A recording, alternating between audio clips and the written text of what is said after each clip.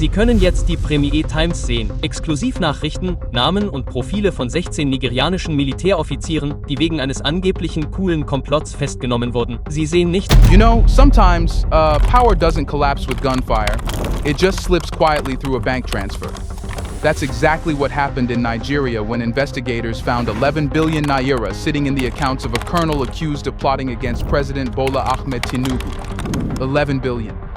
The number alone felt heavier than a bombshell, not just because of what it meant, but because of who it exposed. The military, politics, and money all tangled in one web. And look, this isn't just another African coup story. No. This is about a continent catching its own thieves before outsiders can label it broken. It's about sovereignty, trust, and how nations rise when they start cleaning their own house. So, yeah, let's talk about it.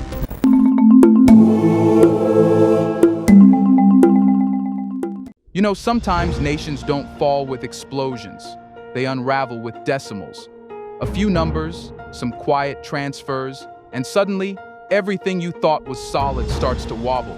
That's how Nigeria woke up one morning to headlines about a colonel, not a politician, not a businessman, sitting on 11 billion naira, that's over $7 million, and not in some offshore Caribbean hideout, but right there, within reach, in local accounts. Now, 11 billion naira is not small money. It's the kind of figure that makes people stop mid-sentence, that makes the room go quiet. It was traced, according to reports, to a colonel accused of plotting a coup against President Bola Ahmed Tinubu. And right away, the country froze. Everyone thought, wait, again? Another coup story? We've seen this film before. Uniforms, betrayal, national salvation speeches that always end in ruin. But this time, it felt different. Because look, this wasn't some chaotic gang of mutineers. This was a structured operation, neat, calculated, and eerily silent. Military intelligence had been monitoring the suspects since August 2024. They weren't reacting to rumors. They were following signals, phone calls, bank trails, encrypted messages, the kind you only use when you're hiding something big. You can almost imagine those late-night meetings in dimly lit offices, plans whispered under the hum of air conditioners, maybe even justified as saving the country. And then, the timing. June 12th, Nigeria's Democracy Day, and October 1st, Independence Day. Two sacred national symbols, days when people celebrate resilience, unity, and freedom. The alleged plotters picked those dates for a reason. They wanted the maximum shock, a coup dressed as a tragedy, and a message rolled into one. It was psychological warfare, not just political ambition. But the real twist wasn't the what, it was the who. The colonel wasn't some random soldier seeking revenge. He was a career officer, well-trained, respected, the kind who blends perfectly into high society, the kind who's probably invited to weddings with senators and governors. That's what shook people, realizing the enemy wasn't outside, it was inside the uniform. And here's something that keeps bothering. 11 billion doesn't just appear overnight, it's not pocket money. It's a signal of partnership, of permission. Someone somewhere signed, approved, or ignored it. That's how corruption works in the upper air. It's polite, it's bureaucratic, and it never travels alone. But here's where, strangely, the story turns hopeful. Nigeria, yes, Nigeria caught it. African intelligence caught it. No foreign whistleblower, no anonymous Western tip. Just a homegrown investigation. That's not a failure of governance, that's governance evolving. It means Africa is learning to guard its own doors. Still, the uneasy question hangs in the air like humidity before a storm.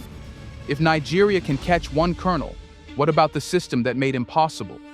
Who else is sitting in silence, smiling in uniform, shaking hands with power while stacking money meant to build schools, roads, and futures? Because, maybe the real coup isn't the one being plotted.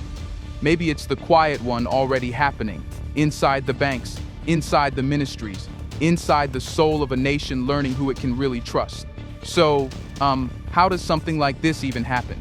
What makes a decorated officer, someone who's worn the nation's badge on his chest, decide to gamble everything against the very state he swore to protect? It's not as simple as greed, it's deeper. more layered, almost like a sickness that spreads quietly through privilege and disillusionment. Military intelligence had been tailing this colonel for months, right? Not because he was waving a flag of rebellion, but because his lifestyle started speaking louder than his salary. The houses, the cars, the sudden bursts of wealth that didn't add up. It's the same old story. Africa's defense budgets turn into private accounts, and business trips become money laundering missions. But this case, it had the kind of scale that makes even seasoned investigators blink. See, they didn't just find 11 billion naira lying idle. They found a pattern: transfers from shell companies, fake consultancy deals, and even a few offshore links. And behind it all, a familiar ghost: politics. The colonel said the money belonged to a former governor. Ah, that phrase again, business partner. It's become the soft perfume of corruption, the scent that follows every scandal, but never quite sticks to anyone. But let's not be naive. The bond between military officers and politicians isn't new. It's part of the very DNA of post-colonial African governance. Since independence, politicians have learned that loyalty doesn't come from votes. It comes from the barrel of a gun. And soldiers, well, they've learned that loyalty doesn't pay unless someone in power pays for it. So, yeah, coups don't start in the barracks anymore. They start in bank offices, over WhatsApp messages labeled business. The days of young radicals marching to save the republic are long gone. These are boardroom coups now, engineered by men who wear Rolexes instead of rifles, financed by politicians who smile at press conferences and whisper in the shadows. And yet, when you strip away the money, what's left? Disillusionment. The military, once revered as the guardian of national pride, now feels abandoned, underpaid, and overused. Some officers look at corrupt politicians living like kings and think, why not me? That's how greed disguises itself as justice. That's how patriotism mutates into personal ambition. But here's the thing. You can't buy legitimacy. You can't fake the people's trust. Every coup that's ever succeeded in Africa ended the same way, with regret, with isolation, with an empty promise that this time it's for the people. No, it never is. It's for the purse. Always for the purse. Still, this revelation opens a deeper wound, because if the colonel's wealth wasn't really his, if it came from political hands, then this wasn't just a mutiny. It was a partnership, a handshake between money and might. And that makes you wonder, painfully so, if power can be traded so easily between soldiers and politicians, who's actually running the country, the elected leaders, or the men who rent their loyalty to the highest bidder? You know, the more you peel back this story, the more you realize it's not just about one colonel and his 11 billion naira, it's about an entire ecosystem, a shadow network of elites who move power around the same way traders move currency. The colonel is just the visible symptom. The real disease is structural. Let's be honest, 11 billion naira doesn't move itself. It passes through a maze of compliance officers, bank executives, government intermediaries, and, well, the occasional foreign consultant who claims not to understand the local context. But they do. Oh, they always do. That's how the game works. Everyone gets a small cut of silence. Everyone protects the flow. And that's the part nobody wants to say out loud. Corruption in Africa isn't random. It's organized. It's a supply chain, from contract awards to fake project reports, from emergency procurement to private jets. The colonel wasn't stealing, he was participating. The money didn't fall into his account like rain. It was channeled there through years of relationships, political favors, and a loyalty system that rewards obedience over integrity. But, here's the real plot twist. This isn't just a Nigerian problem. It's an African problem built on a colonial foundation. Let us explain. The modern African military wasn't designed to defend the people. It was designed, from day one, to defend the system. A system where power flows upward and accountability flows nowhere. The colonel is the grandson of that design, uniformed, disciplined, but loyal to whoever signs his paycheck. You see, that's the inheritance nobody talks about. Colonial armies trained Africans not to question orders, only to execute them. Independence came, yes, but the mindset stayed. That's why so many of our officers today treat the state like a client, not a calling. The army becomes a business, and coups, just another form of corporate restructuring. Think about it. Why would a man risk his career, his reputation, and his life unless he knew there were guarantees, silent guarantees, waiting if he failed? That's how you know this plot was bigger than one individual. It was systemic, backed by invisible sponsors who knew exactly when to disappear. And honestly, that's what hurts most. Because when institutions rot from the top, the people at the bottom stop believing. Citizens lose faith in justice, in elections, in merit, and when that happens, coups don't need soldiers. They already have spectators. Still, there's a strange kind of awakening here. For the first time, Africa is beginning to expose these networks from within. We're tracing the money, following the names, connecting the dots. It's not just law enforcement anymore. It's cultural resistance. Africans are learning that real patriotism isn't blind loyalty. It's accountability. So the question becomes painfully clear now.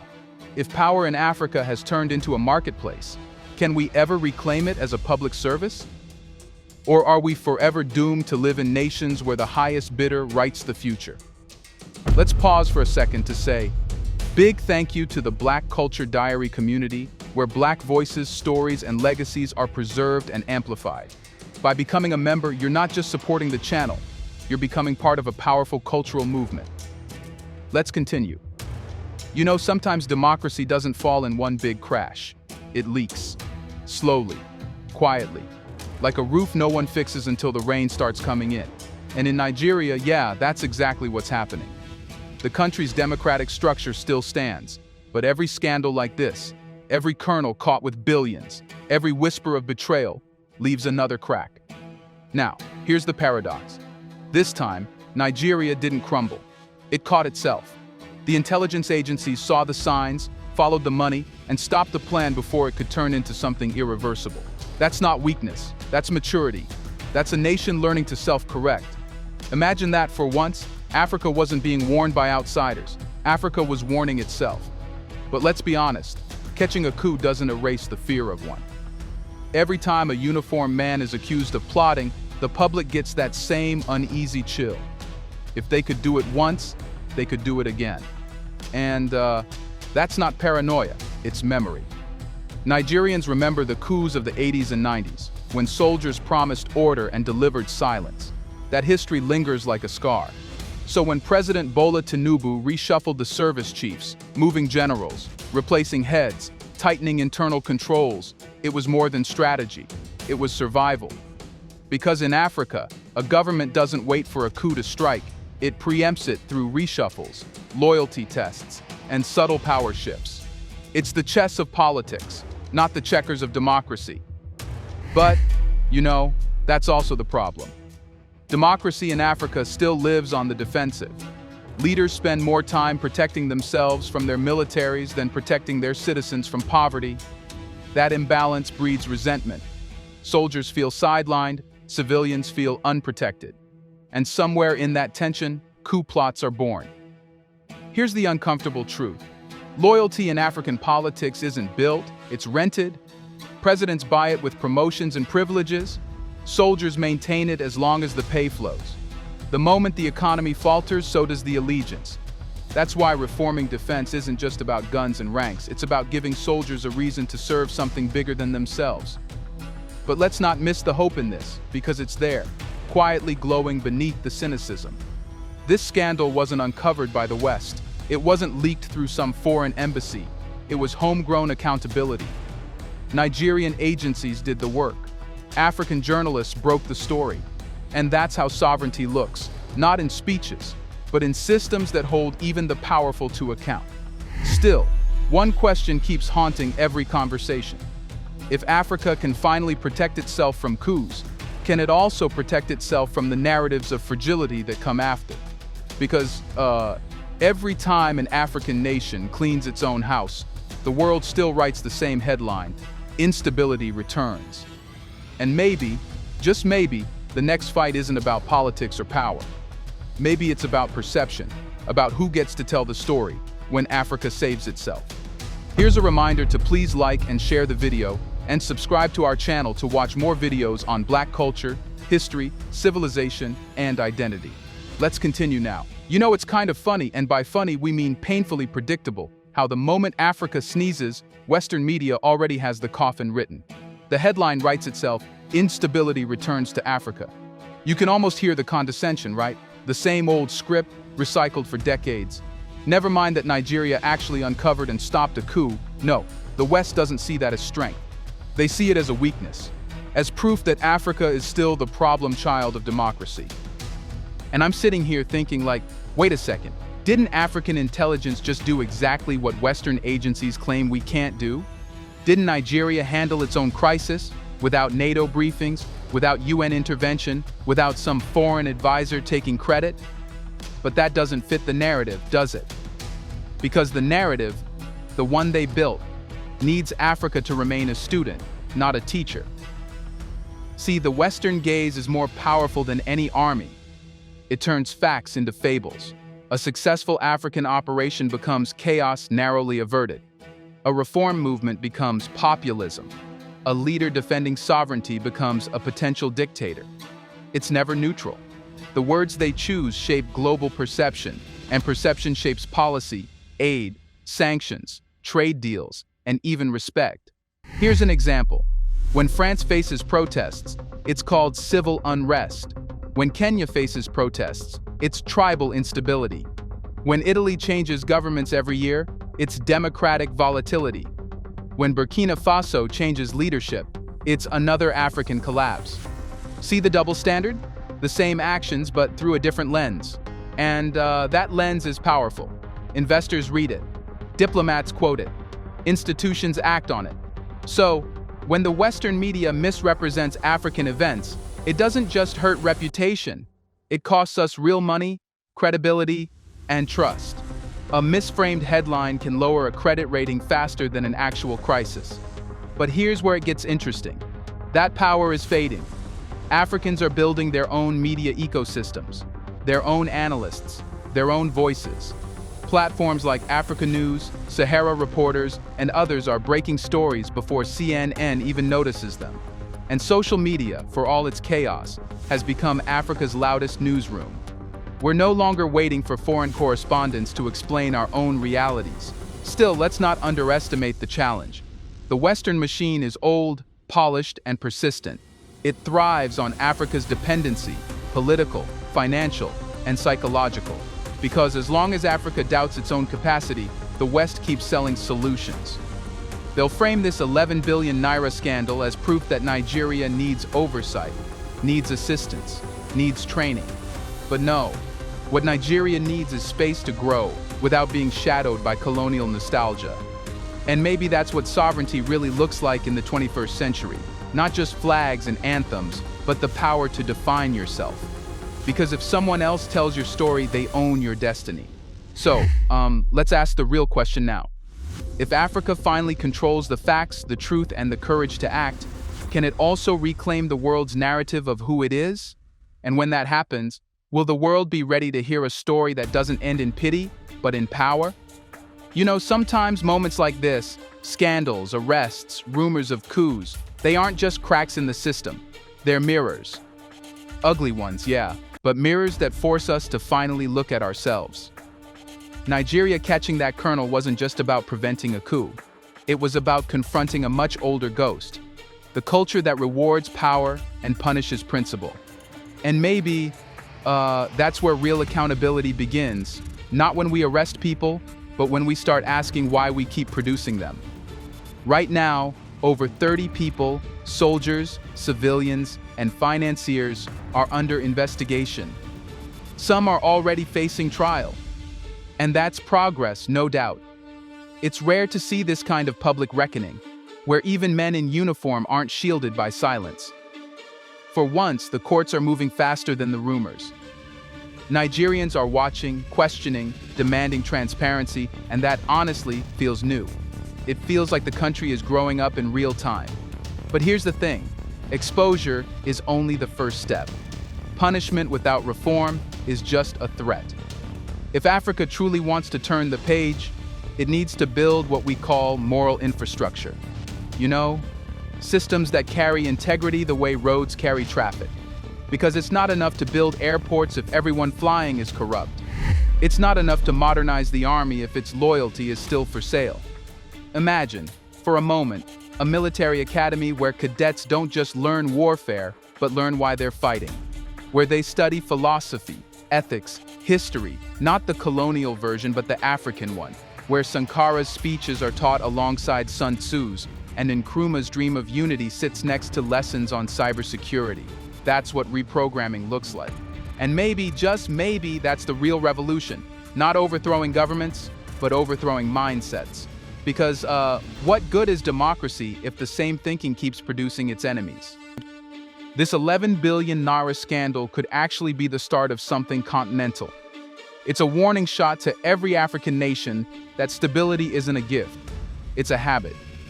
You build it daily, like fitness. You train your institutions to resist temptation the way muscles resist fatigue. And look, Africa's already proving it can.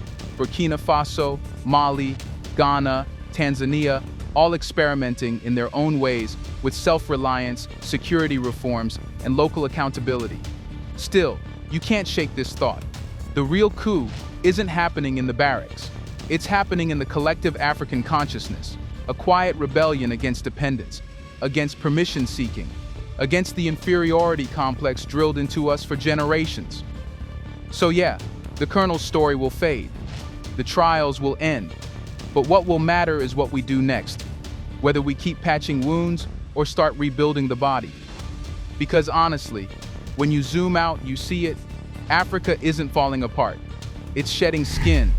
The old systems are cracking because the new ones are trying to breathe. And if you listen closely, really closely, you can hear it underneath the noise, the politics, the doubt. Africa isn't breaking. Africa is, finally becoming. What would you do if you found out loyalty in your country could be bought with money? Let us know in the comment section. Do you think Africa's biggest battle now is against corruption or against how the world sees it? Do you want to watch more videos like this one? If so, subscribe to our channel and press the bell icon next to it. We have decided to bring videos on something nobody talks about: the Black culture, civilization, history, and evidence about how glorious Blacks have been. Thanks for watching, and until the next video, stay tuned.